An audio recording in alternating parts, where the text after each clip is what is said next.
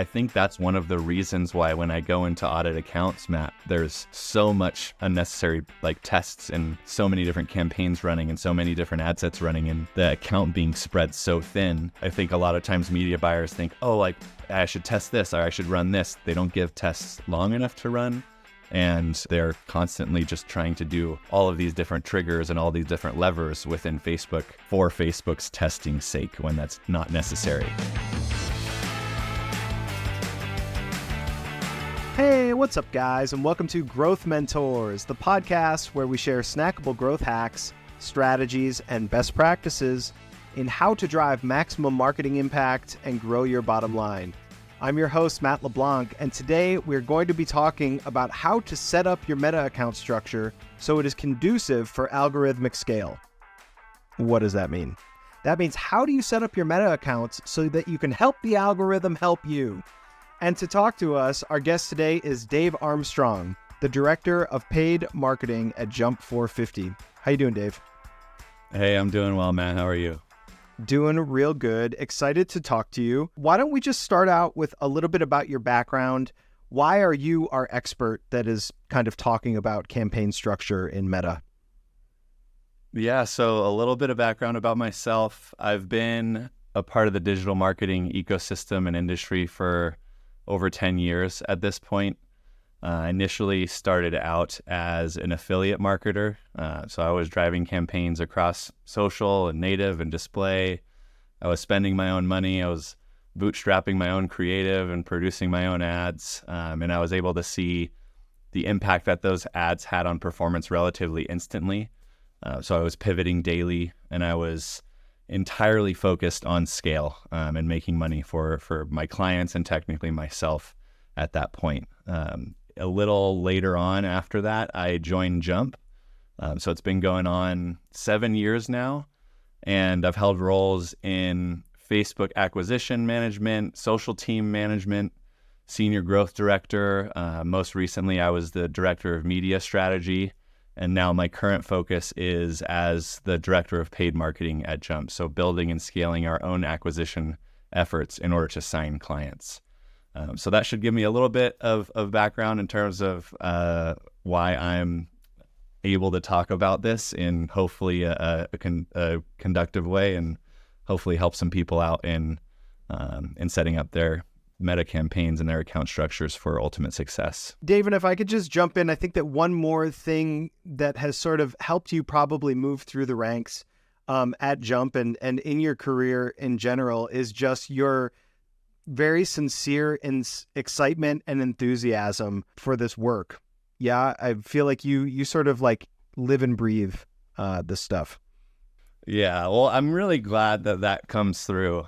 Sometimes it's a little difficult and sometimes it can be seen as cynical sometimes, but ultimately I really do love what I do. I think my rationalization behind it is, at least when I was working with clients and now then directly for Jump, the better we can do, the more that we can scale campaigns, the better that we can perform, the better those companies end up doing. And the more people they can hire and the people we work with on the day-to-day basis, they have a much stronger position in terms of keeping their job as well. So it really boils down to ultimately helping out my fellow man in a sense without getting too cliche. But that truly is what I believe. And it helps quite a bit when I look at that. I look at it that way.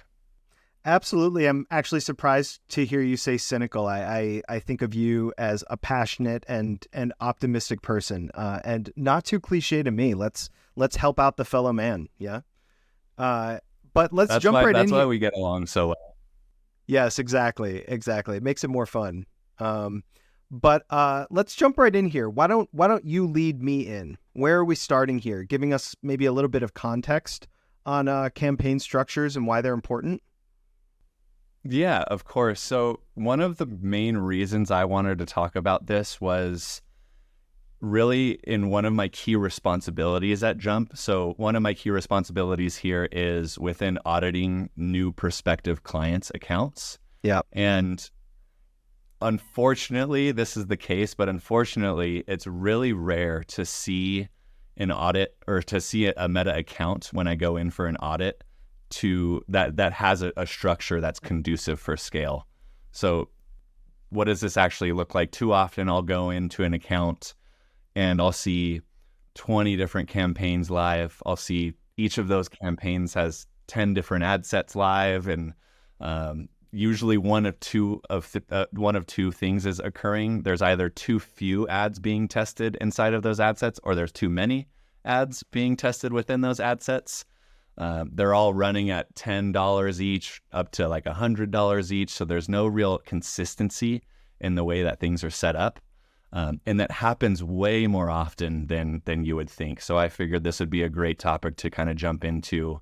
There's not really a key sort of standard that people follow as well. So hopefully this will help people out in the long run too. Excellent. Yeah. And so maybe just to dig just a little bit deeper there, when you go into accounts and you see them, when you go into campaigns and you see them sort of in disarray like that, what is the result of that? How is that sort of slowing down growth, or, not allowing for, the kind of scale that you would want to implement?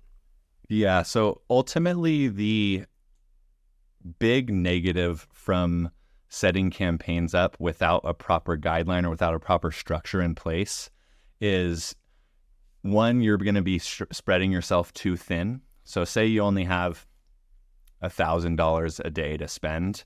If you push that across 10 different campaigns or 10 different ad sets, you're only spending $100 a day on each of those ad sets.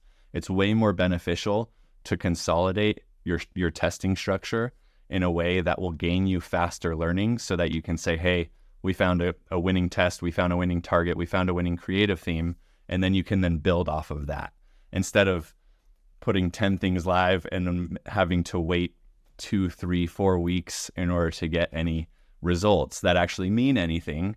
And the volatility that comes with that is an extreme detriment to basically all of these accounts that I've been auditing over the past, literally the past 7 years. I say a little bit before, I said that it's rare to see an account that's actually set up correctly. That's 100% true. Like, you could be running all these different tests. You could be running them across different optimization events. You could be running them across different attribution windows. You can have inconsistent exclusions being used across the entire account.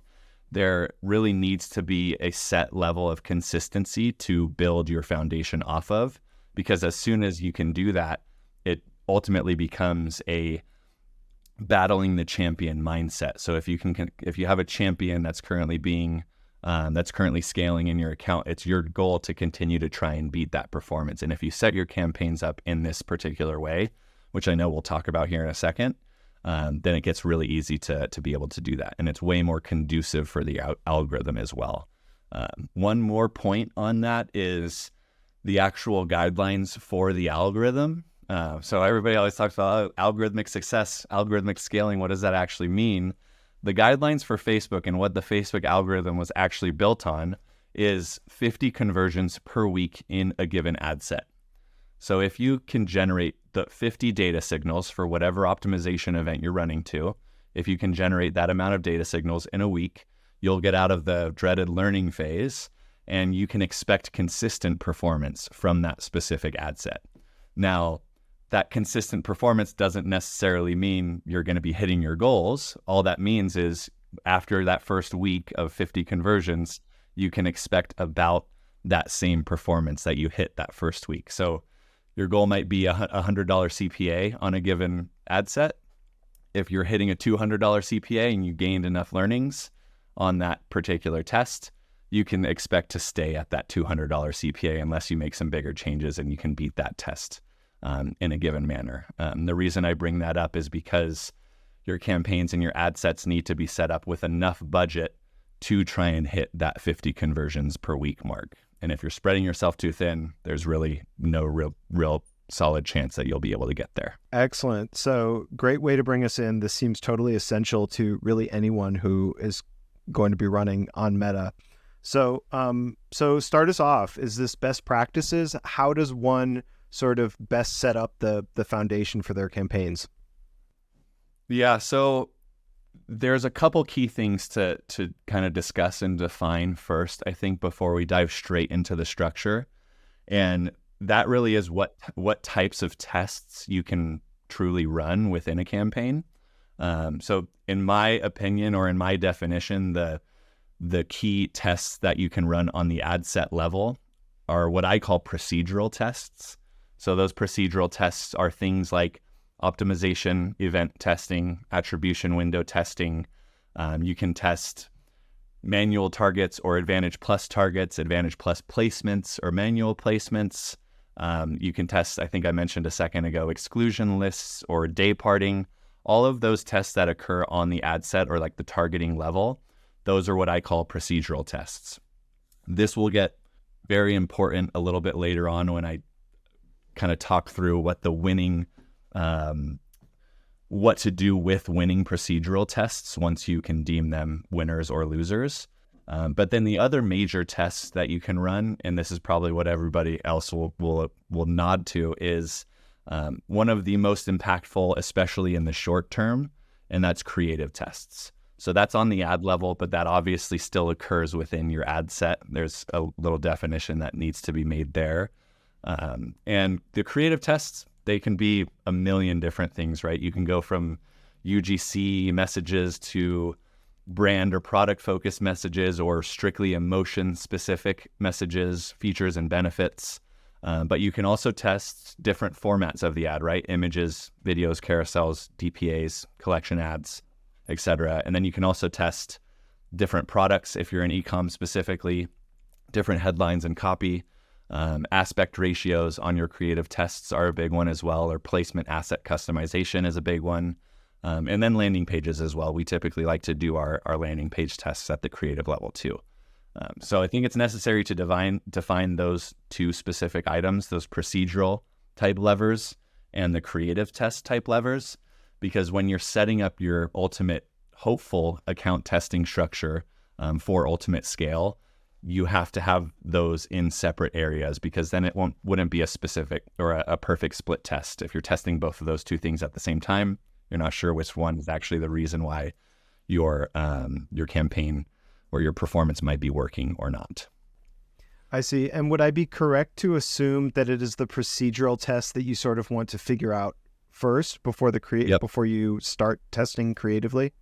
Exactly. Yeah. The procedural test, typically you want to start off when you're either taking over an account for the first time, if you're starting from scratch. But you also want to keep reminding yourself of these tests too. Just because, say, a one-day click optimization window is working for your account this year, it might not be working at the end of the year or during the middle of the year. So retesting those in small manners is also important. It's not like a set it and forget it thing just because day parting, for example, or just because Advantage Plus placements worked in 2022 doesn't mean they're going to work in 2024. So consistently testing those is very important too. But you would be right to guess at the beginning that it's important to sort those out first and foremost, so then you can just focus on those key impactful creative tests moving forward. Well, then I'm just sort of inclined to ask, like, how often are we kind of going back to the drawing board with the procedural tests then? Like, how often are you waiting for things to go wrong in the campaigns to then go back and test the procedural, or are there sort of like milestone moments when you kind of test again? Yeah, so it's all dependent on the trends in the account.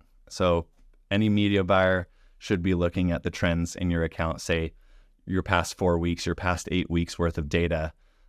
You need to also keep an eye on the seasonality of things, right? And understanding the different types of cost increases that might be affecting your performance based on the different times of year. But it's important to understand what other trends are occurring regardless of those specific times. When it comes to procedural testing, I typically want to see at least one small test, say on attribution windows, once a quarter, twice a year. Those are longer term, longer lasting effects. It's also really important to know that a lot of the procedural tests, or it's important to kind of pay attention to a lot of the procedural tests, because over time, if performance is trending downward, it could be because of one of those reasons. So typically, if we see creative performance either staying the same or even getting better from, say, a CTR or CPC level, we might see conversion rate going down. If we're testing different landing pages, if we're testing different funnels, and those also are not affecting our overall performance, then we'll probably look towards some of those procedural tests and see if we can sort out some of the performance trends in that manner. So there's no set, like every 2 weeks you should do an attribution window test, or every 3 months you should check your like day parting, or you should test out different specific placements and things like that. It's really, in a sense, it's reactionary, but you're focused on the key important pieces of your account structure and testing first, which is creative, and then moving on from there, just staying up to date and making sure that the campaigns that you're running and the procedural tests that you're running are as appropriate as possible for your proxies to back-end performance. And that's actually a super important piece as well. You're not just doing these based on what the platform says and what Facebook takes credit for, but you need to be doing these tests in a way that is connected to back-end revenue and back-end performance. Absolutely. You know, it makes me think what is really important is that you have the proper operator sort of behind all of this running these tests, right? I love that we start out with like creative tests and procedural tests, and it's like we're talking about data and, you know, procedures and math, and then immediately we get into sort of the squishy, subjective nature of this, right? Which is like, well, how often do we change? And it's like, well, you know, follow the trends, which is really only to say that it is so important that you get the right media buyer and really the right mindset kind of pulling the levers on all of these campaigns, correct? Yeah, the whole mindset conversation, we'll have to have another podcast about that. 100%. We'll have to have another episode about that, but it is extremely important. That's why some of the best parts about Jump, actually the single best part about Jump, is the people that we have. It's the problem solving nature and the solutions oriented mindset that everybody at Jump has. It doesn't matter if you're in media buying in the account, if you're building the creative for the account, or you're a project manager on the account, or doing dev work on the account. Everybody is singularly focused on that, whatever that solution needs to be, or whatever that next test hypothesis needs to be, or will be. And I think that's imperative ultimately for a continually functioning and continually sustaining account, is constantly looking for what's next, both from a testing perspective and a solutions perspective. But ultimately, if you're not building off of the right foundation, or you're not building off of the right structure, then it's a moot point, because nothing's ever going to work. Your account's going to be way too volatile. You're going to be constantly building new campaigns and refreshing and starting from scratch when it comes to the data perspective or the algorithms perspective. And ultimately, you're just going to be running in circles. It's kind of like an Ouroboros, or whatever those snakes eating their own tails are called. Oh, there you go. Good reference. Dave, without further ado, let's get into it. Why don't you talk to us about how to properly set up our meta campaigns? Great. Yeah. So within setting up your campaigns from an initial standpoint, it is important to figure out where you actually are first. So if you are starting your campaigns out from scratch, or you've never run in your account before, you're going to run into a lot of building up issues. But ultimately, what the output is going to be the same in terms of your overall account testing structure. If you already are running campaigns, so you're on the other side of the spectrum, if you already are running campaigns, you're going to most likely, based on, again, all of the stuff that I talked about earlier in terms of all the audits that I've done, you're going to want to start consolidating your campaigns. So first and foremost, consolidate those campaigns down to the winningest most parts. So whatever campaigns you have running that are actually performing at your specific goals, I would turn everything else off, and I would just run those from the start. And those ultimately can be your scaling campaigns. what we'll deem your ultimate scaling campaigns. And the reason for keeping those campaigns on is because they've been generating data signals. They've been generating enough history on the algorithm that the performance there is going to stay consistent. And we want to sustain that performance by introducing fresh, winning, high conviction creative and high conviction winning tests to those specific campaigns that are still running. But from the start, what you're going to want to set your campaign up as, and hopefully we can push through kind of a screenshot or a quick templated structure of this, is you're going to want to set up creative sandbox campaigns, funnel sandbox campaigns, audience or procedural sandbox campaigns, whatever the amount of budget you have is available for testing. You can set more campaigns up for that specific budget. If you're in a smaller budget sort of scenario, or you need to be more refined with the prioritization of tests, then you can just methodically test through each set of these. So what your sandbox structure might look like in an ultimate ideal scenario is 3 overall campaigns that are all sandbox campaigns. You'll have a creative sandbox campaign.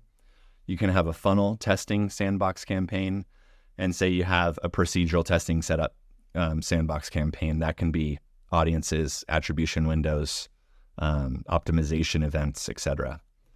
Now, each of those specific campaigns, they'll have whatever their title, so creative sandbox campaign, that will harbor all of your creative tests.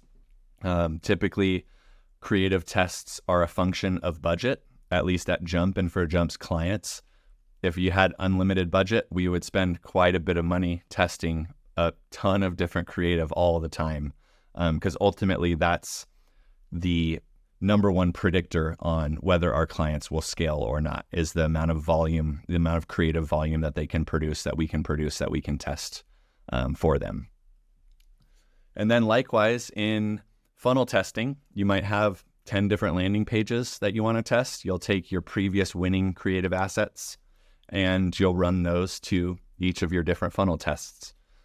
If you had 10 landing pages or 10 funnels to test, you could test each of those in a separate ad set within the funnel testing sandbox campaign. And then on the procedural side of things, like the audience testing campaign or the attribution window testing campaign, you can function all of those, or you can kind of fill all of those into the same campaign, same sandbox campaign. And at any given time, you might be running an attribution window test in that campaign. You need to make sure to split test those at the same time. So if you're running an attribution window test, make sure you run your current attribution window with the same creative and your testing attribution window with, again, that same creative to form as perfect as a split test as you can. Then you can also test different lookalikes, different audiences, different day parting techniques. All of those tests bucket into a given sandbox campaign. So that was kind of a lot in order to just get into that testing structure. Matt, did that all make sense to you, or do you have any questions there? Absolutely no. So it sounds like basically from the beginning, if I already have campaigns running, I really just want to consolidate and kind of strip it down to the things that are sort of most effective in the account. The winningness campaigns, I think is the word that you used. Basically sounds like you're kind of like trying to simplify to start over again. Yeah. Exactly. Yeah. Simplification's a good way to put it. Consolidation's a good way to put it. The reason for that too, it's not just to allow the algorithm enough data signals in order to get consistent performance from each of those, but it's also for ease of use of the actual media buyer within the account too. If you look at it this way, if I'm running 10 different creative tests, and each of those creative test campaigns have 2 different ad sets or 3 different ad sets in them, you might have 20 to 30 different ad sets running at one time in 10 different campaigns. If you just consolidate that down to one campaign, you run all 30 of those creative tests, it's a lot easier to see in terms of an actual like user interface and be able to quickly judge different campaign winners or different creative winners or creative losers. It's a lot easier to figure out that way too. Ultimately, it's due to the algorithm's performance though, and again, setting things up in a conducive way for the algorithm. Same thing goes for funnel, same thing goes for audience, like I just described. The next reason, and ultimately the entire reason for setting up your account this way from an initial standpoint of these creative sandbox campaigns or these funnel sandbox or audience sandbox campaigns is once you find a winner, then you scale that winner into your what we call our scaling campaigns. So scaling campaigns, they can take a whole bunch of different evolutions over time, and they will. But ultimately, a good example for this is within our e-com advertisers or D2C advertisers. A lot of them are using Advantage Plus shopping campaigns as their scaling campaigns. So Advantage Plus shopping, it really takes a lot of the procedural type testing and it throws it out the window. You can't really do too much when it comes to ASC campaigns other than some exclusions, some age range exclusions, some geo exclusions, and existing customer budget cap kind of toggling. But ultimately, it's all focused on giving Facebook the reins and allowing it the freedom to target whoever it wants, whoever it's going to convert, based on whatever goal you're giving it, which for ASC campaigns is basically just purchase right now, even though there's ways to hack that as well. But ultimately, it's a focus on creative and it's a focus on scaling. So with an e-com advertiser, if we have, say, 10, 15 different creative sandbox campaigns that are running, once we find a winner within one of those sandbox campaigns, we'll shift it into our ASC campaign. Once your ASC campaign has 6 to 10 different ads in it, if they're all getting relatively even delivery and relatively even performance, just start a new one, right? There's no reason to just scale into one ASC campaign. We have a few clients who are running 3, 4, 5, 6 different ASC campaigns, all with high conviction, previously winning champion creatives from those sandbox campaigns. The same thing goes for non-D2C or non-e-commerce or non-ASC advertisers. Those campaigns are just going to be manual campaigns that will take the place of that ASC scaling campaign. Luckily, with those campaigns, you have a lot more room in terms of the procedural tests.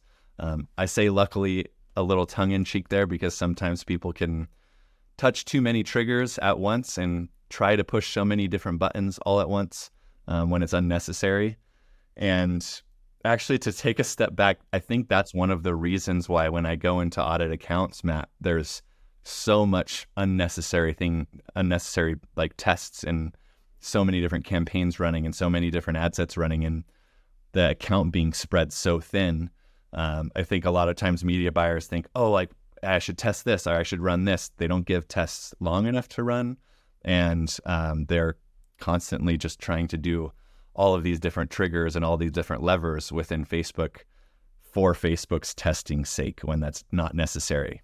Dial in an account structure, move on, and continue with your testing. That's all you need to do. You don't need to get crazy with it. Simplification is key here. So Dave, you mentioned on kind of like what to do with creative sandbox campaigns and how to scale them once you find winners. How does that differ from what we should do with procedural campaigns? Yeah, it's a great question. So procedural campaigns do act differently than just straight creative testing campaigns, and they should. They have their specific reasons as to why we're testing them. Within an easy example for this would be that attribution window testing example that we were talking about earlier. So say the current account that we're running it's most conducive for a 7-day click, 1-day view attribution window because that's what matches up to the client's backend. That gives us the most accurate data in terms of what's actually driving real results for their business.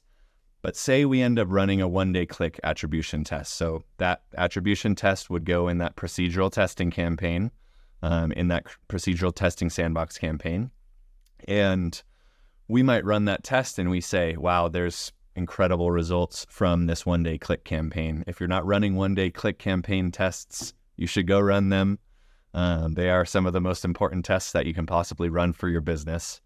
But say we ran that test hypothetically, and the one-day click campaign ended up vastly outperforming the 7-day click, one-day view campaign, or that split test that we have it paired up against. The switch over from one-day click to 7-day click, one-day view, or vice versa from 7-day click, one-day view to one-day click, that's a lot harder to do than just scaling a creative winner to your creative scaling campaign.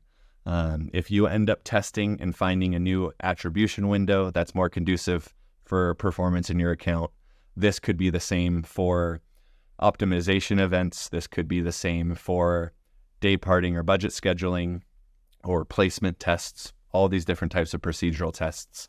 Ultimately, you want to scale those out methodically. You don't want to just blanket one-day click across the entire campaign across the entire account on whatever the next day is after you figure out these results. You need to do so methodically. So running any new creative sandbox campaign test on one-day click would be a good next step. And then starting a new scaling campaign, say that might be an ASC campaign, starting that new ASC campaign on one-day click as well. And ultimately what you're doing there is really trying to, again, beat the champion, that sort of mindset that we talked about earlier.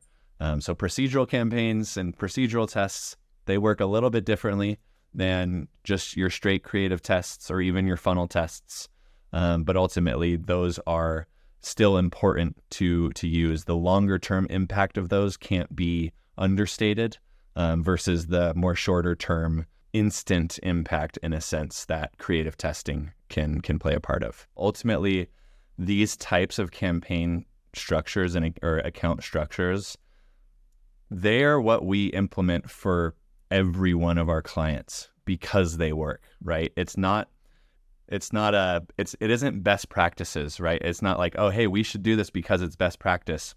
Ultimately, we're stripping everything down from an account structure perspective to build off of a strong foundation first and foremost, and that starts with testing. It's just logical next steps.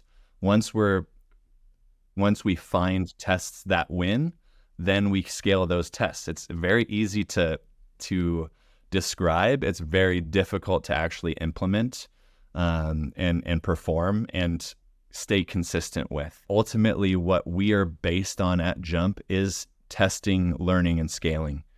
There is no specific right way to the finish line of an account. Ultimately, there's a right way to the starting line, which is how we're going to set up these accounts to test, to learn, to scale. But in what an account will evolve to look like over time may be completely different than an account, that same account a year ago or 2 years ago. And it probably should be, considering how many changes we've seen with iOS 14 and privacy and cookie and CAPI and all these different changes, ASC campaigns, all of these different changes that you see within the accounts. Your structure is going to be different. So if you're not taking this test and learn and scale approach, then you're very quickly going to get left behind. So that's ultimately the only thing that hopefully everybody shares when it comes to account structure.